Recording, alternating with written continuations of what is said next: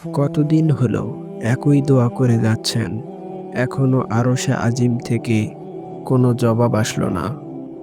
ভেতর থেকে একেবারেই ভেঙে পড়েছেন। আপনার প্রতিটি মুহূর্ত দীর্ঘশ্বাসে কাটছে। ভাবছেন আর কত দোয়া করা, হয়তো ছেড়েই দেবেন। দেখুন, হতাশ হবেন না, বরং শুকরিয়া আদায় করুন আপনার রবের কাছে। কারণ তিনি যে আপনাকে দোয়া করার এবং তার কাছে চাওয়ার তৌফিক দিয়েছেন। এমনও অনেক মানুষ আছে যারা তার রবের কাছে দোয়া করার সুযোগটুকুও হারিয়ে ফেলেছে। আপনি দোয়া যখন করছেন, তখন সেটা কবুল হবেই ইনশাআল্লাহ।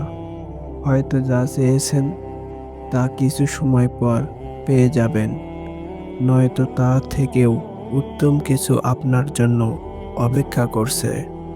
আর তা না হলে এর প্রতিদান আখিরাতে নিশ্চয় পাবেন।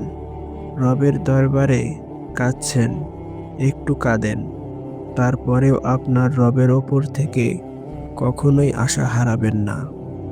মহান আল্লাহ তাআলা একদিন আপনার ডাক শুনবেই। ভিডিওটি ভালো লাগলে চ্যানেলটি সাবস্ক্রাইব করে পাশে থাকবেন। আসসালামু আলাইকুম ওয়া রাহমাতুল্লাহ।